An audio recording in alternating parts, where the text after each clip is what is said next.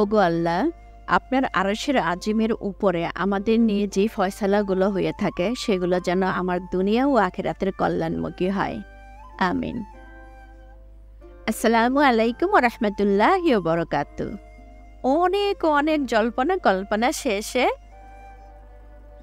সেই পুড়িয়ে যাওয়া সব উত্তপ্ত হওয়া থেকে রহমতের বৃষ্টি যখন আমাদেরকে নিয়ে আসছে শান্তি এবং সুখ, তখন বলেন তো কে কেমন আছেন আপনারা? সবাই কি ভালো আছে?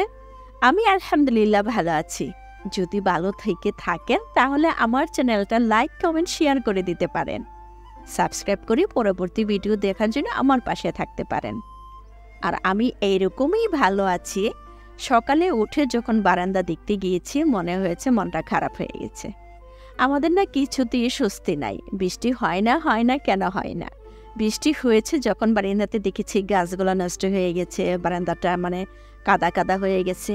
ইস, কি যে কষ্ট না! তখন মনে হয়েছে বৃষ্টিটা কেনই এত জোরে হলো, একটু আস্তে হইলে তো পারতো, তাই না?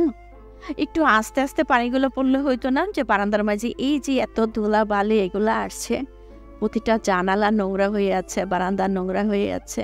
বলেন তো কার কার এরকম মনে হয়? আমার মনে হয় বৃষ্টি হোক, রহমতের বৃষ্টি হোক, সেটা কারো বারান্দায় এভাবে না ঢুকুক, সেটা বালি ধুলাবালি নিয়ে।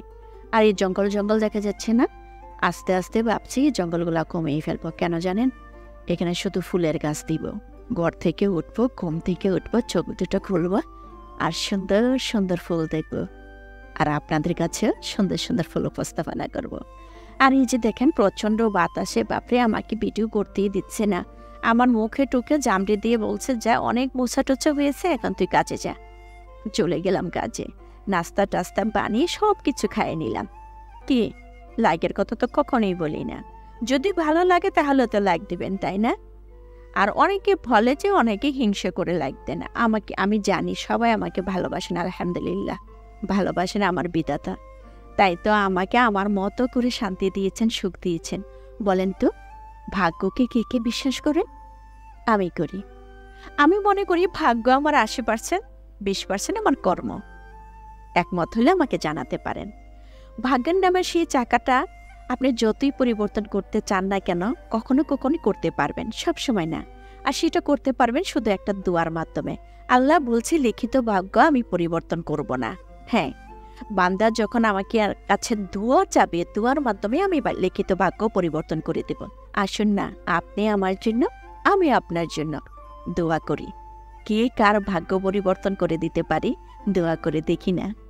একটু দোয়াই যদি কারো এত বড় উপকার হয়, আসুন সবাই সবার জন্য দোয়া করি। এই যে দেখছেন গ্লাস মগ হাঁড়ি পাতিল যা যা আছে না, মুড়ি বিস্কিট চানাচুর যে যেখানে পাবে, আমার ছেলে কিন্তু এইভাবে খেলা করবে। আর ওকে দিয়ে রাখি কেন জানেন? এভাবে যদি না দিই না, আমি কোনো কাজই করতে পারবো না। ওকে ওর মতো ছেড়ে দিয়ে দু হাতে জাপায়ে জুপায়ে সারাদিন কাজ করে নেই। অনেক কিছু নষ্ট করে। প্যান্ট একটা নষ্ট করে পানি ডালে সে নিজে নিজে মুছে খুলে আরেকটা পরে। কিছুই করার নাই। আনারটা কেটে ওকে খাইয়ে দিয়ে, ওকে আবার মেয়ে আজকে বাসায় আছে, ওকে খাইয়ে দিবে। আর মেয়ে বাসায় থাকলেও এখন মনে করি যে এত পরিশ্রম করে লেখাপড়া করে, ওর ছুটিটা ছুটির মতোই কাটতে দিই। তো ওকে বললাম যে তুমি তাকে একটু আনারের রস খেয়ে দেও। আর আমার ছেলে বাবা বা বোন বাসায় থাকলে আমার কাছে কিছুই করতে চায় না। সব আপু করবে, সব বাবা করবে। যাক, এদিক দিয়ে একটু শান্তি পায় ওরা বাসায় থাকলে। এই যে বলতেছিলাম ভাগ্যের কথা, ভাগ্যের লেখন না যায় খণ্ডন। হ্যাঁ, কখনো কখনো খণ্ডায় ফেলবেন, সেটা কর্মের মাধ্যমে, পরিশ্রমের মাধ্যমে। আর আল্লাহকে শুধু চাইতে থাকবেন, চাওয়ার কোনো শেষ রাখবেন না। শত্রুর জন্য যদি কখনো কখনো দোয়া করতে হয়, ভালো দোয়াটা করেন। কারণ আপনার শত্রু যদি ভালো থাকে, আপনার ক্ষতি করবে না। হিংসা ভুলে যাবে, দুঃখ ভুলে যাবে, আপনাকে ভালোবাসা দিবে। তাই শত্রুর জন্য দোয়া করুন, শত্রু যেন ভালো হয়ে যায়। তখন দেখুন আপনার সাথে আর শত্রুতা করবে না। একটু মজা করলাম। মাঝে মাঝে মজা করতে হয় মনকে ভালো রাখার জন্য। আমরা অনেকেই অনেকভাবে নিজের জীবন থেকে আনন্দ ফুর্তিটাকে বাদ দিয়ে দিয়েছি। বিশেষ করে যখন থেকে ইউটিউবে আসছি, কোথাও যেন নিজের অজান্তে নিজেকে হারিয়ে ফেলেছি ব্যস্ততার মাঝে। আর আমি সেই হারিয়ে ফেলার মাঝে পেয়েছি বেঁচে থাকার শান্তি, সুখ। জানি না কে কি পেয়েছেন। আলহামদুলিল্লাহ, আমি তারপরেও ভালো আছি। সব সময় বলি, আরও বলবো। অফ ক্যামেরায় রান্না করে নিলাম। বাচ্চাদের মুরগির মাংস হলে কিছু লাগে না। আর ফাঁকে ঝুঁকে আরও কিছু রান্না করে নিলাম। শেয়ার করব কাঁকরোলের একটা রেসিপি। আমি যেভাবে কই, এই যে মাছেও ঝোলটা, তেলাপিয়া মাছ ঝোলটা করে নিলাম। আর একটা জিনিস খেয়াল করছেন, করেন নাই, ফাঁকে দিয়ে চলে গেছে। এই যে ফারিয়া ফ্যামিলি ব্লগ থেকে ফারিয়া একটা টিপস দিয়েছিল, জানালার মাঝে রান্নাঘরের যেখানে আমরা দাঁড়িয়ে রান্না করি, যদি রৌদ্র আসে ভিজা টাওয়েল দিলে সেটা ঠান্ডা হবে। আমি এই টিপসটা ফলো করছি আলহামদুলিল্লাহ। এই যে দেখছেন একটু ছায়া ছায়া, এটা কিন্তু আমার তাওয়াইলের জন্য। ওই যে হাড়ির ভিতরে দেখা যাচ্ছে তাওয়াল জ্বলছে। আমি কিন্তু পারিয়া তোমার টিপসটা ফলো করছে, উপকার হচ্ছে। আল্লাহ এর জন্য তোমাকে কল্যাণ দান করুক। ইউটিউবে শুধু ওয়াচ টাইম, সাবস্ক্রাইব বা ডলারের জন্য যদি আমরা থাকি, তখন অস্থির হয়ে যাবেন। আমার মতো মনে করেন যে এটা আমার একটা ভালো লাগার যে জায়গা, আমি ভালো আছি এবং এটা আমার শেখার একটা জায়গা, আমি অনেক কিছু শিখব। তখন কখনো আপনার ক্লান্তি, আপনার বিরক্ত আসবে না। যখনই আপনি মনে করবেন এ থেকে আপনি ইনকাম করবেন, আপনার ইনকামের পথ হচ্ছে না, তখনই কেবল আপনার বিরক্ত চলে আসবে। ভালো লাগা, ভালোবাসা বা আপনি কি করছেন, অনেকে আপনাকে ফোন দিয়ে খোঁজখবর নেবে না। দেখবেন আপনার অজান্তে আপনার চ্যানেলটা কেউ না কেউ, কোনো আত্মীয় স্বজন যদি জেনে থাকে, বন্ধুবান্ধব, একটু ক্লিক করে জেনে নেবে আপনি আজ কী খাচ্ছেন, কি পড়ছেন, কি করছেন। কেন এবার শুধু টাকার জন্য ইউটিউবটাকে ধরে রাখবো? আর সেটা যদি নসিবের কানে, নসিবে যদি থাকিবে, আপনি আসিবে। কখনো কখনো আমার চ্যানেল তো ভাইরাল হতে পারে। কি ভাইরালের কথা বলছি দেখে মনে হচ্ছে না যে একটা স্বপ্ন দেখছি? আমি স্বপ্ন দেখছি, আপনাকে দেখাবো স্বপ্ন। আপনি জেগে দেখবেন, ঘুমিয়ে দেখবেন, সবভাবে স্বপ্ন দেখবেন। আসুন না স্বপ্নের মাঝে বেঁচে থাকি। যখন ভিডিও করি বা ভিডিওতে ভয়েস দিই, কখনো কি দুনিয়ার কথা মনে থাকে, অন্য কিছু মনে থাকে? একদম না। আপনি যদি অসুস্থ হয়ে থাকেন, মন থেকে দুর্বলতা কাজ করে, কোথাও হতাশাগ্রস্ত হন, আমি মনে করব ইউটিউব আপনার জন্য। শুধু টাকাই সব হয় না। টাকাই যদি সব হতো, তাহলে ধনী ধনী লোকেরা অসুস্থ থাকতো না, ধনী ধনী লোকেরা হাই হতাশ করতো না। আমি কেন করছি? আমি দেখবেন আমার চলার পথে এই পর্যন্ত কোথাও একদিনের জন্য আমি বলিনি আমি ইউটিউব ছেড়ে দিব। হাই হতাশ আমার নেই। ইউটিউব আমার ওষুধ, ইউটিউব আমার ভালো লাগা, ইউটিউব আমার বেঁচে থাকার একটা উসিলা মাত্র আল্লাহ আমাকে দিয়েছে। কোনো না কোনো উসিলার কারণে মানুষের একটা কিছু হয় না?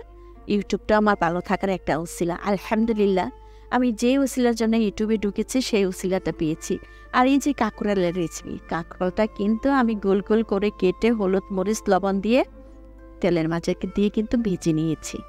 আর এইখানে আপনি মাংস বা ডিম ভুনা করেন যে মশলাগুলো দিয়ে, সবগুলো মশলা দিয়ে এই মশলা দিয়ে এভাবে আপনি মশলাটা কষিয়ে নেবেন। আর কষিয়ে নিয়ে ভাজা যে কাঁকরোলগুলি আছে, এটা মানে অল্প পানি দিয়ে মাখো মাখো করে আপনি বোনাটা করে নেবেন।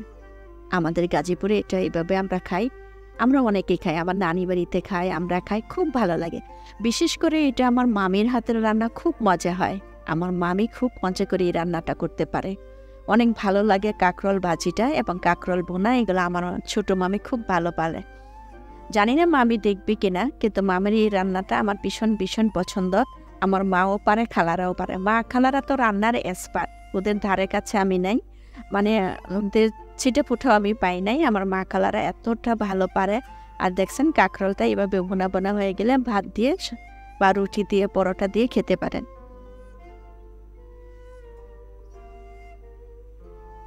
ভিডিওটা দেখতে দেখতে যদি আপনার ভালো লাগা কাজ করে, আমার চ্যানেলের পাশে থাকতে পারেন, সাবস্ক্রাইব করতে পারেন লাইক দিয়ে, আর কমেন্ট করতে পারেন আমার ভালো মন্দ দিক নিয়ে। অনেকে হয়তো ভিডিওটা দেখেন, কমেন্ট করেন না। কোনো সাধারণ দর্শক যদি দেখে থাকেন, প্লিজ প্লিজ প্লিজ আমাকে কমেন্ট করবেন।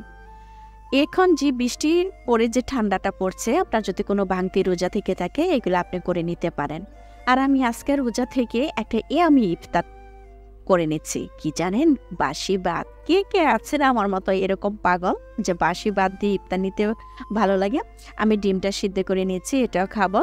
আর বাসি ভাত ভর্তা মাংস দিয়ে আমার কিন্তু খুব ভালো লাগে। অসিফ অলরেডি ইফতারের সময় ঘুম থেকে উঠে গেছে, দেখছেন? আগে পরে সময় পাই নাই।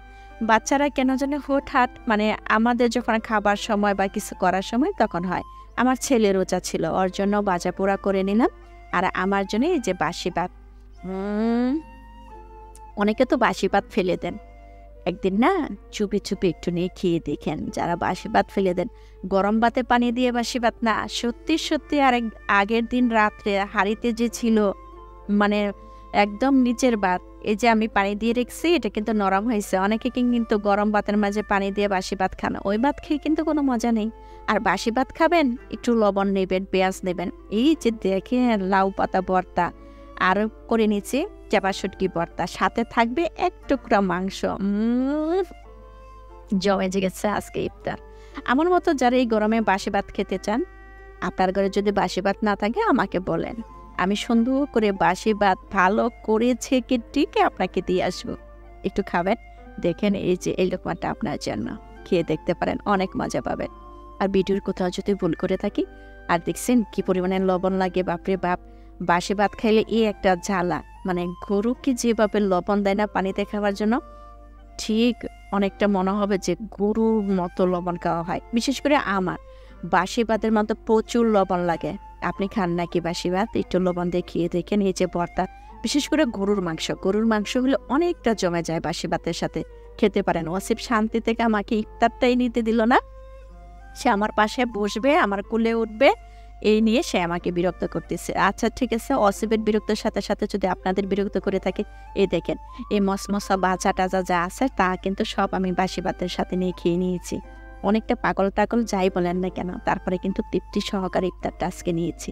তাহলে দেখা হবে আরেকদিন এরকম কোনো একটা ভিডিও নিয়ে। আপনার ভালোবাসা আমার সাথে থাকবে। সুস্থ থাকেন, ভালো থাকেন। এতক্ষণ পর্যন্ত যারা ধৈর্য ধরে আমার ভিডিও দেখেছেন, আল্লাহ আপনাকে সুস্থভাবে নেক হায়াত দান করুক। আমিন আমিন সুম্মা আমিন। আসসালামু আলাইকুম ওয়া রাহমাতুল্লাহি ওয়া বারাকাতুহু।